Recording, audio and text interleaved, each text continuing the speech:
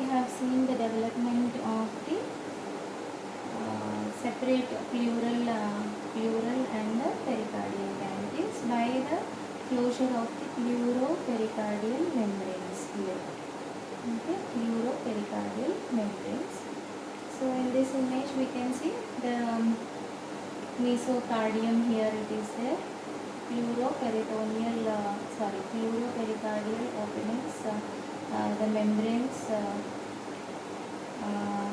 are coming closer towards the midline and they fuse with each other to completely separate the pericardium and the pleura. Okay, pericardium and the pleura are separated now. So now in the formation of the pericardium, so in the beginning we have seen that how many what are the parts of the pericardium that we have seen? Outermost is the fibrous pericardium, then inner is the serous pericardium, which has got the outer parietal and inner visceral pericardium. So here all the surfaces of the heart are covered by the pericardium, but certain areas on the left atrium here, the parietal and the visceral pericardium, they fuse with each other.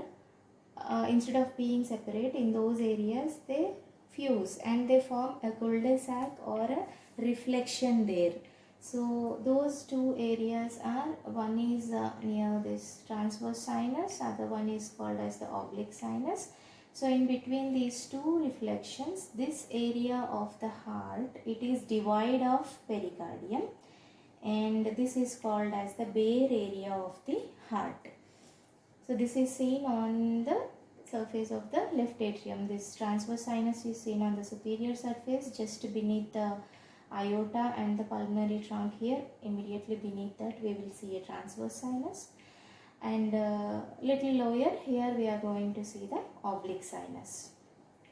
In between these two reflections, what is a reflection here? Wherein the parietal and the visceral pericardium are fused with each other, and in between these two reflections, this area which is devoid of the pericardium is called as bare area of the heart. Right? Then now the pericardium is formed and the pleura are formed. Now parts of the pericardium. What are the parts of the pericardium? Fibrous, parietal and visceral. Now one thing we have to note here is the visceral pericardium is close to the heart. Next one is the parietal, and outermost is the fibrous pericardium. Here outermost is the fibrous pericardium. So this how these three layers are formed. One is serous and parietal and visceral, you already know. The visceral pericardium, which is close to the heart, it will thicken to form a structure called as myoepicardial mantle. So from this myoepicardial mantle, the myocardium and the epicardium will develop. Myoepicardial mantle. So where from it is arised? It is from the serous pericardium, which is close to the heart, that is visceral pericardium. So visceral pericardium will thicken to form the myoepicardial mantle, and that is going to give rise to the epicardium and the myocardium. Then the parietal pericardium is there and fibrous pericardium. Now where from this fibrous pericardium is arising? It is arising when simultaneously here, when this is all happening, the branchial arches or the pharyngeal arches are also developing. So with the development of the branchial arches and the pharyngeal arches, the heart, which is in the cervical region, which is actually all this is happening in little cranial part, so that will descend because of the development of the branchial arches. The descent of the heart as well as the caudal migration of the septum transversum happens, and because of this, pericardial sac is now reaching into a caudal direction until it reaches the adult position. So And simultaneously, what is happening when the lung buds also grow ventrally and invade the body wall with extended pleural coeloms, the pericardium becomes separated from the body wall. That means with the descent as well as with the development of the lungs, the pericardium will descend down, and that becomes, the pericardium will separate from the body wall, and the peeled off inner layer of the body wall will form the fibrous pericardium. So now in this, what I want to make you understand is where from the fibrous pericardium is arising. It is with the descent of the heart after the formation of the branchial arches. With the descent of the heart and the simultaneous development of the lungs will cause the pericardium to reach its adult position by descending down, and that causes separation of the pericardium from the body wall. So some part of the body wall will be attached to the pericardium, which is peeled off along with the pericardium, and that layer is going to form the fibrous pericardium. Okay, and then another thing that we have to know is the, in relation to the pericardium, is the transverse sinus and the oblique sinus. So the transverse sinus is formed when the dorsal mesocardium, which is present between the arterial and the venous limbs of the developing heart, that establishes the development of the transverse sinus of pericardium here. Okay, so disintegration of the mesocardium in this area in between the arterial and venous ends of the developing heart. Here the mesocardium will be disintegrated, and that gives rise to the formation of the transverse sinus. So now this transverse and oblique sinuses will be discussed in detail when the gross class will be taken on them. Okay, for now you have to understand that the three layers of the pericardium and the pleura, how they are formed, fibrous pericardium, where from it is formed, how the separation of the pericardium and the pleura occurs, all this we have to understand till now. And then now pericardium and the pleura are separated, but pleura should be separated from the peritoneal cavity. That means here there is a pleuroperitoneal openings, and these openings should be closed so that the pleura is separated from the peritoneum. Now how does that occur? To understand that, we need to know the development of the diaphragm. So the diaphragm develops from four sources.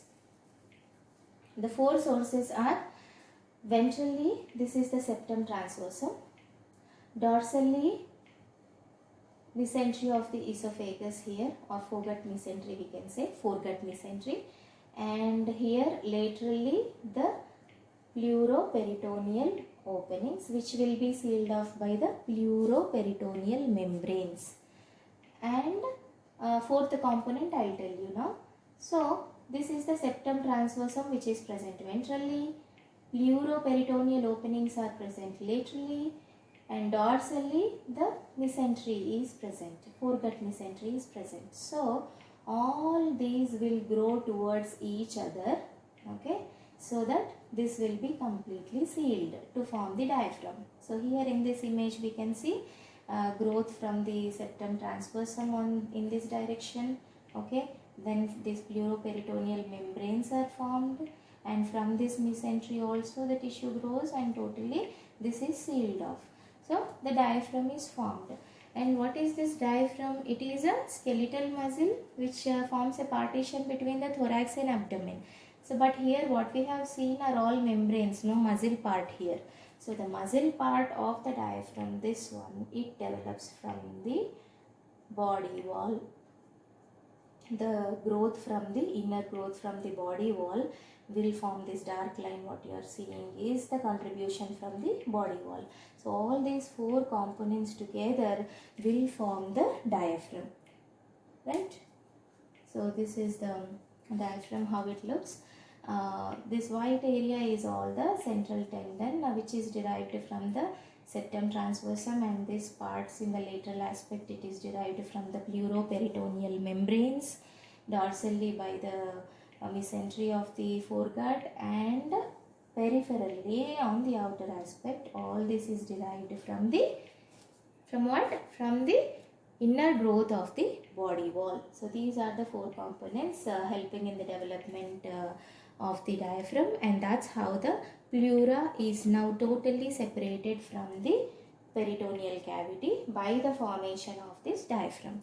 Now the development of the diaphragm and its congenital anomalies and all, and the development of the peritoneal cavity, that will be discussed with the abdomen classes.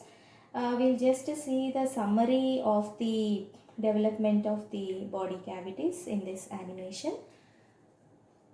Formation of the common U-shaped intraembryonic coelom. Okay, so this is the pear-shaped disc that we are seeing here. Okay, in the early embryonic period, then a section is taken. So in this we are seeing this is the ectoderm, mesoderm and endoderm. So the mesoderm, paraxial, intermediate and lateral plate. These white areas are the clefts which are developed within the lateral plate mesoderm, which will intercellular clefts which will fuse together to form the intraembryonic coelom. Meanwhile, here what are we seeing? Formation of neural crest cells, ventral and dorsal masses of the neural crest cells, and this planktinopleur and somatopleuric layer of the mesoderm. Right. So here these are the intercellular clefts, coelomic spaces, which will fuse to form the inverted U-shaped intraembryonic coelom. Right.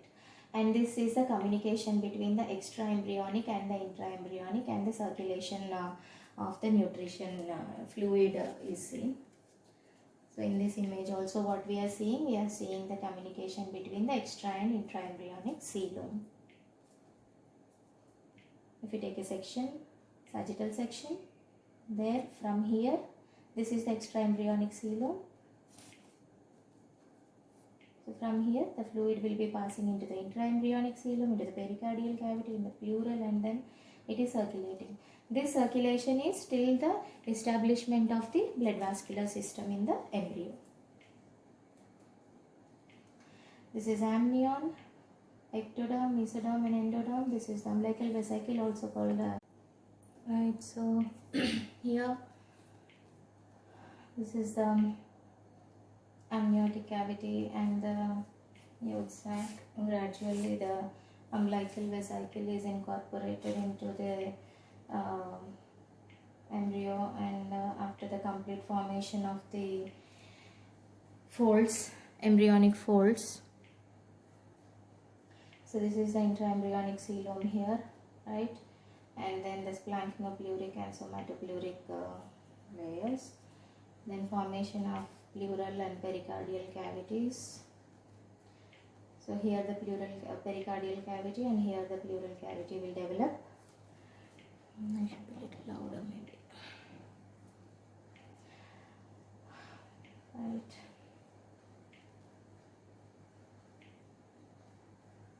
So here we can see neural tube. This is the dorsal mesocardium. Just remember the location of this dorsal mesocardium. The disintegration of the central part of the dorsal mesocardium here, it will form the development of the transverse sinus. So this is the phrenic nerve in relation after complete separation of the pericardium and the pleura here after complete separation. Now then the formation of diaphragm. Here if you take a section like this, the diaphragm. So it is formed from four components: septum transversum, these are the pleuroperitoneal membranes, the mesogastrium. So they all grow towards each other, and complete formation of the diaphragm along with the ingrowth of the body wall. Right. So let's just summarize the class. So all the changes that we have discussed, they are going to start at the end of the third week, that is in the early embryonic period. Now before that, 1 to 3 weeks is called as the germinal period, and 4 to 8 weeks is called as the embryonic period, and then the fetal period later on till the delivery of the baby. right? So at the end of the third week, intraembryonic coelom begins to develop, and by the fourth week, a horseshoe shaped cavity in the cardiogenic area, that is nothing but the pericardial bar and the lateral plate mesoderm. So the intercellular clefts appear, they coalesce, form the intraembryonic coelom. Then after the folds are formed, embryonic folds are formed, the right and left part of the intraembryonic coelom is seen in the peritoneal cavity. Then by the 7th week, pericardial cavity, then to the paired pericardio-peritoneal canals, and then the peritoneal cavity is seen.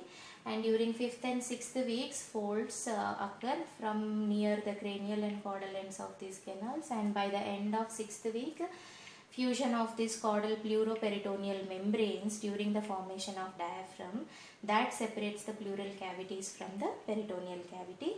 And then by 7th week, fusion of the cranial pleuropericardial membranes with mesoderm, which is ventral to the esophagus, occurs, and this causes separation of the pericardial cavity from the pleural cavities. And then the diaphragm develops from 4 structures. What are the 4 structures? So septum transversum, okay, septum transversum, ventrally, mesentery of the esophagus dorsally, pleuroperitoneal folds and membranes laterally, and muscular ingrowth from the body wall. These are the 4 components which help in development of the diaphragm. Right. Thank you.